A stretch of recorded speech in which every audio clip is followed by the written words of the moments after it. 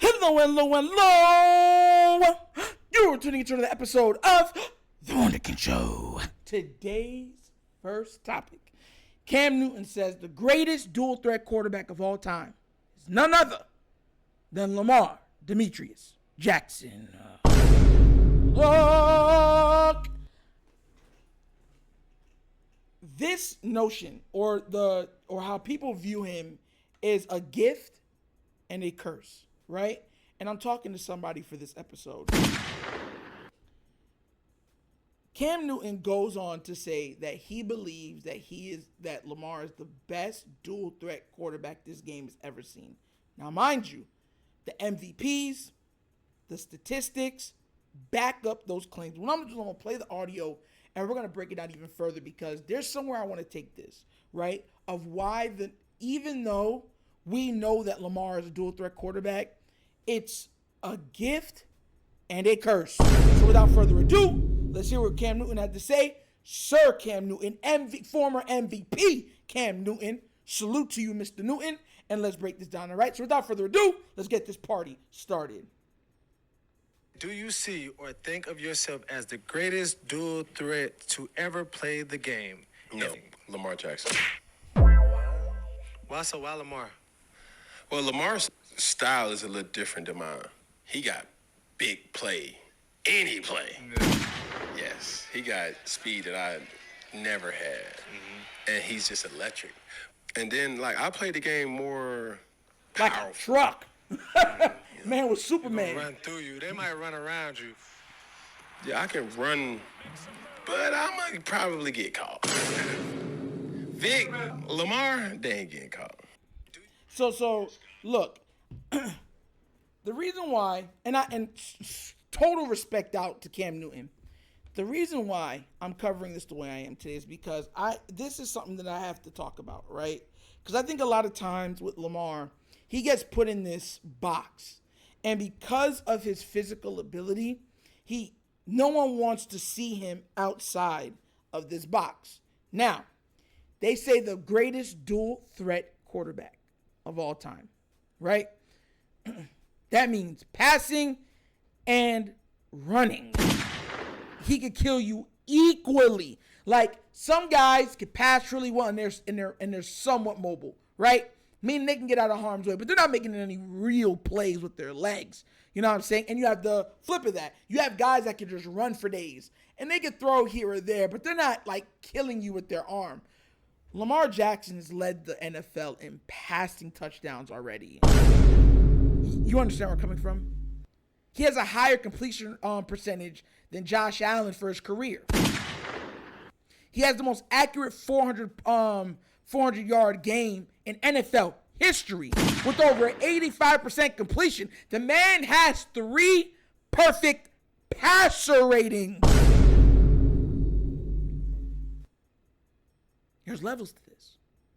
Lamar Jackson can kill you with his arm just as much as he can kill you with his legs. Now, with as dynamic as that is, because you're like, bro, he's a video game. People have put him in a box, and they critique him differently than his peers, slightly because, one, they were wrong. Number one, that because they were wrong. But two, and this part, I do understand what George Teller was saying, what you were saying during the last episode, but because they don't know what they're looking at. Look, Lamar is going to end up being a top 10 quarterback of all time. That's his trajectory. I want you to understand that. Undoubtedly so. He is not only putting up big stats, rushing, passing, the whole 9, but he's doing it without the help that some of these other quarterbacks have at their disposal. And because he is doing it the way he's doing it, people expect more. This is what I mean, a gift and a curse. Instead of saying, oh my God, he's doing it with Willie Snead, Miles Boykin, Seth Roberts, let's go get him a big name receiver, you guys be like, nah, Sammy Watkins will be all right. Let's go rebuild the line so we can block. But Lamar's one of the fastest, if not the fastest person on the field. He could dip, dive, duck, and dodge out of those problems. The Ravens are Lamar-centric. Everybody's hurt. But somehow Lamar keeps winning. Well, then there's no excuse for him in the playoffs. Gift and curse. Make no mistake about it, guys. In life, perception becomes reality. Not truth. I tell this to people all the time, and I'm talking to somebody on this. A lot of times, truth is what people perceive it to be. Not actual truth, absolute truth. No, it's perception. And people are comfortable with perception being aggregated as truth. I'm talking to somebody here. That's the problem with the Lamar Jackson argument. Because perception, media perception, shaped him in a box that the media has yet to allow him to escape from. All he does is run. He didn't have that good of an arm. He's not really a great quarterback. If he couldn't run, he wouldn't be that good. The Ravens have done everything to help him. They're the only people that could use him. He needed Greg Roman. Like, these are the tropes that are literally hung around his neck. No pun intended. As some would say, like E-News.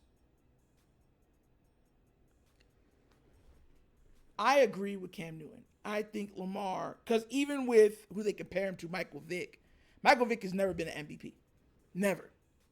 The year when he rushed for 1,000 yards, he only threw he threw like the what was it, 2,200 yards passing, something of that effect, 2,600 yards passing.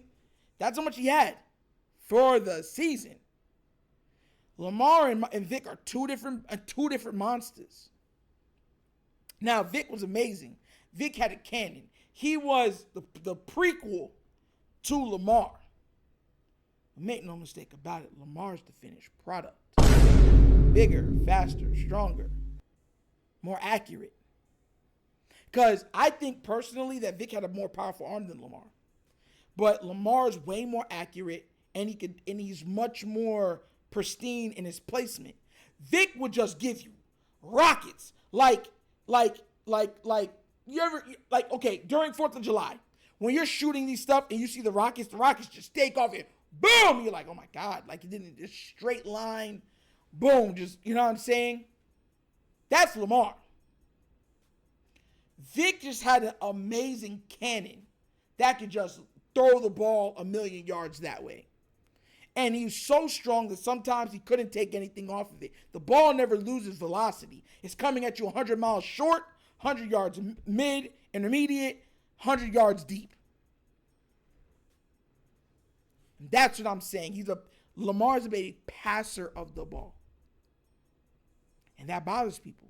Because you have people that still say Vick is better than Lamar. And it's like, every metric shows you that Lamar is better. Because of the tropes and the box he's been placed in. Now look, I'm not making excuses for Lamar. Lamar has to win in the playoffs. He has to win a Super Bowl. And even if listen, for me, winning one is more than enough. Even though I want more. I told y'all Lamar's going to end his career with more than two or more titles. I said that. You can go back to how long ago. Lamar Jackson will end his NFL career with 2 or more titles.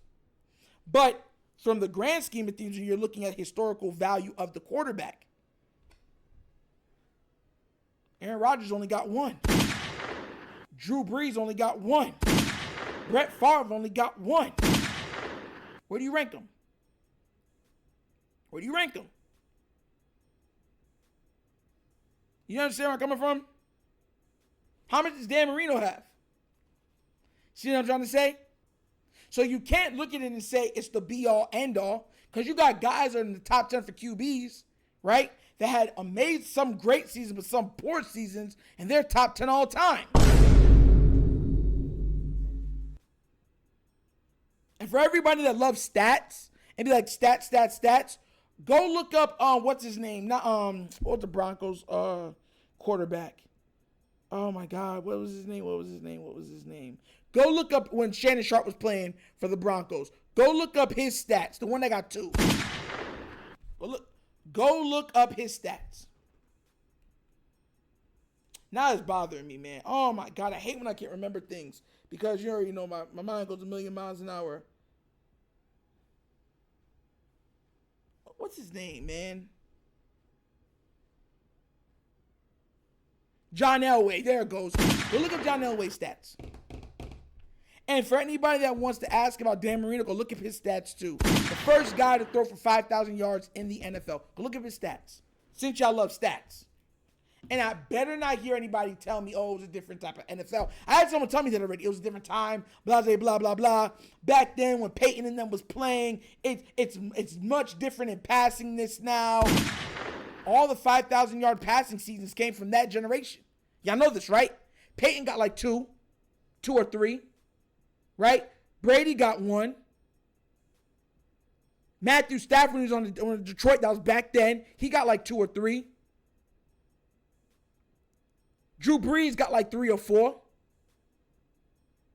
Almost 90% of the 5,000 passing yard seasons came from the Peyton, Brees, Brady era. Just to let y'all know that. So if y'all going to use that as a trope, just understand I'm going to destroy that narrative. But what do you guys think? Do you think Lamar is the greatest dual threat quarterback of all time? And if so, do you think it's more of a gift or more of a curse that he's regarded as the greatest dual threat quarterback of all time? Let me know what you think down in the comment section, all right? But as always, that's the episode of The Wunderkind Show. Thank you for watching. Y'all know how we get down. We have fun and we laugh, but everything we talk about rooted in what? Facts and truth.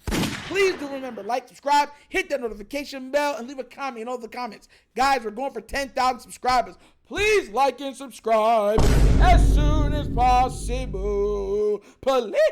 You know what I'm saying? We're trying to get there the right way. Building this from the ground up. And I can't do it without you guys. And if you would like to look at the Patreon and stuff like that, we have 3 tiers of content goodness waiting for your consumption. Give it a look, give it a try. Let me know what you think. And if you'd like to donate to the channel also, you know what I'm saying, help out with equipment, you know, the Starlink, and also new camera system. Bottom of the screen, there's a QR code. QR code's to a Cash App. Cash App is located in the description of every video that we do. Name of it is money sign TheWunderkindShow. Super easy. And sorry about the throat, guys. You know how 4th of July is. Yelling, screaming, running around with the kids. I'm a little hoarse. Sorry about that. It will get better. You know it will. But that's the episode of The Wunderkind Show. This is your host, Nigel, signing off. And as always, you know my slogan. Peace. And I am out of here. Huh? Yep. Finish him, Daddy. Oh.